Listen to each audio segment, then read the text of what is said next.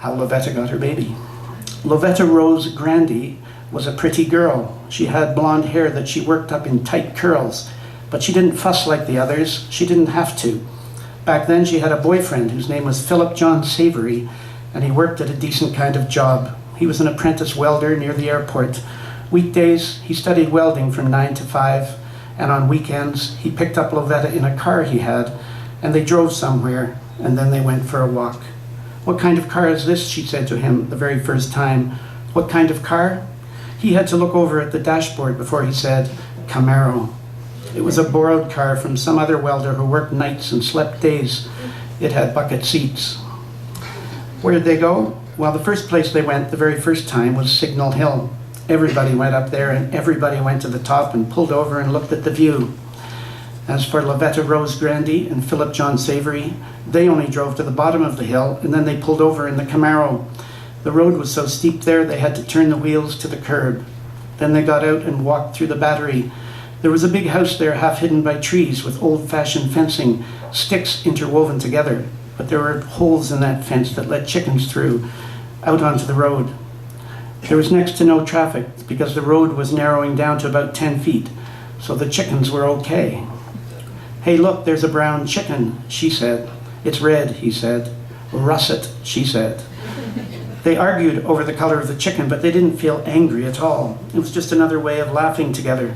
I mean, what's a chicken doing here, they both thought. It was a brown-red chicken, some kind of mixture, and it had a kind of nasty look in its eye while it picked up pebbles and walked around like a boss or a foreman. "There's lots like that at work," said Philip John. "Teachers, too," said Loveta. She was still at Holy Heart of Mary. She had those skirts from there, the ones with the pleats, but today she had on blue jeans. "Wear jeans," her mother had said to her before she left. "Wear jeans in that car."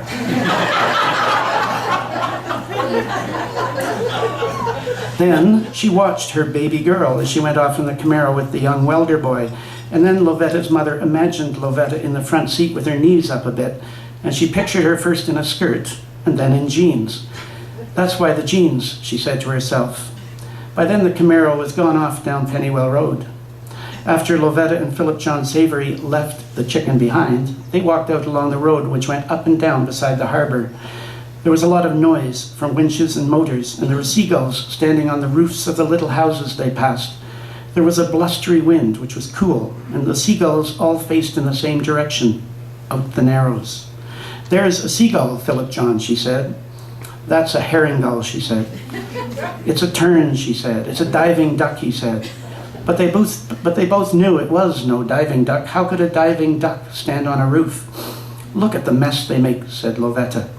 There were a lot of white spots on the tarred-up roofs. "Guano," said Philip John. "Wouldn't want that on me," she said. "Loveta," said Philip John, "that's nature's way. It's a free patch job for the people of the Battery. Once there was a fisherman here with a bad roof one winter, and the gulls came by, fixed up the roof free of charge. One day water poured down the stovepipe and it sizzled on the stove, and the next day after the gulls, it was dry as dry can be." "I don't believe that," she said. "It's the miracle of nature's fluids, Loveta. One of them anyway," he said. He took her arm. He took her arm then to help her step onto the grass that grew up near Chain Rock. Now they could feel the wind getting stronger, thumping against them in spasms, and there was an old bunker there from the war. They walked in front of that and stood on the edge of the cliff. There were no more houses now. They'd gone past them all, and the noises from the winches and the motors were gone, and they could feel the power of the waves as they hit on the rocks below. He let go of her arm. He wasn't all over her all the time. He gave her space. "Look, blueberries," he said. "Past ripe," she said. "Oh no, these are fine." He bent down and picked up a few that looked pretty good. "They were better 2 weeks ago," she said. "Oh, the first bit of frost just peps them up. Open your mouth," he said. Philip John Savory put a blueberry on the tip of Loveta Grandy's tongue, and she chewed it and swallowed it. Her tongue was pink. "That's good," she said. "I admit that's good." Then the sun came out, and it was so warm they kept on walking. The path got rougher, and there was one point where they had to hang onto a chain that was drilled into the rock face. The path was only a foot wide. Loveta knew she'd die if she let go. "You go first," said Philip John. "You fall, I'll throw myself over and catch you on the way down." Like Tinkerbell, said Loveta. That's right, said Philip John. He watched her cross the slippery rock where only a goat should go, the nice blue jeans she had, and the sweater with deer on it. Then he crossed over too, and there was some room to breathe. The path widened and went up and up in stages. There were wooden steps here and there that made it easier. I wonder what she's up to now, Loveta's mother said to herself. I wonder. She saw the Camaro pulled over somewhere by a beach, the one at Middle Cove. She saw the welder boy lean over the gear shift and turn his head to the right, and she saw Loveta hunker down a bit and close her eyes. Then Loveta's mother turned her mind away from that possibility, and instead she saw them walking along the beach, not even touching. Then they jumped out of the way of a big wave that surprised them both with the strength it had. Loveta got a soaker. It went right through her jeans, past her waist. That was a close call. The welder came over and acted real protective. He wrapped his arms around Loveta, but what did he really want? A dog ran by after a stick, and there was a picnic, and there were lots of people there at Middle Cove. Back at Signal Hill, they'd gone a long way now, all the way up by North Head, and they'd turned the corner from town. So all you could see was the bare rock, the ocean hundreds of feet below in the sky. The wind was cooler again. He put his arm around her shoulder. I sure like the moose and the snowflakes knitted on your sweater, he said. They're reindeer, she said. His arm was still there, but he hadn't pulled her in tight. She leaned towards him. Look, she said, the snow falls on the reindeer. It falls heavy on their backs, but it doesn't pile up. The heat of their bodies, I bet, melts it, he said. A jogger came by out of nowhere with a Walkman on and ran past them. Philip John took his arm off her. Now they could see the waves off Cape Spear and the waves off Fort Amherst. Let's go off the path a bit, he said. Let's, she said. Loveta's mother finished with the laundry. What about those jeans, she thought. What about those jeans? Maybe that wasn't such a good idea after all. Say Loveta got a soaker right through from the wave at Middle Cove. Say she got a chill with those blue jeans soaked right through, and then she gets back in the car with the welder boy. Those jeans will never dry like that, he might say. Never ever. Take those jeans off, Loveta. You'll catch your death of cold. He looked like he could say that with a twinkle in his eye. He was that type. Loveta's mother knew right off the first time she saw him when he got out of that Camaro and walked up to the door. She saw Loveta lift her hips up in the front seat, and she saw her wiggle out of the jeans. She peeled them right off down past her ankles. Put them up there on the heater vents, the boy said, and he started up the car, and all the steam rose off the jeans and misted up like a fog and covered up the windows on the inside. You couldn't see in, and you couldn't see out. Back at Signal Hill, the footing on the brow of North Head was good. It was scrabbly stone with grit in it. You couldn't slip if you tried. Sandstone, said Philip John. Shale and granite and soapstone, said Loveta. Let's sit down there, he said. He pointed to where there was a boulder and some grass and some sun, and the waves from the open sea clambered in through a crevice in the rock below. Inside the Camaro, Loveta's mother saw the mist on the windows. Those little panties you got on, they're wet too, he said. Loveta lifted up her hips again, and my God, she wasn't even shy when she hooked off the panties. And then she was bare naked from the waist down. Hang them on the mirror, he said, up there. They'll dry in no time. They're so tiny, so flimsy, like nothing at all. Now, a simple skirt could have dried off by itself.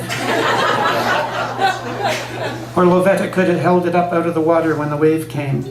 Loveta's mother blamed herself now. She blamed herself for what she saw. The boy said, Loveta, put your right knee out that way to the door. You'll feel the blow from the heater better. You'll feel the blow from the heater better with your leg like that. Then Loveta's mother said geez to herself and lit up a smoke. She didn't want to watch anymore. I think I'll stop there for that story.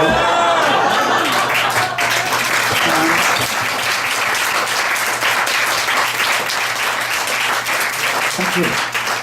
The story in this particular aria is a young woman pleading with her father to allow her to go to another town to purchase a ring to woo the one she loves. Her father won't let her, and she is basically threatening to kill herself if she doesn't. And at the end, Bappo Pietà is Father have mercy on me. So, yeah.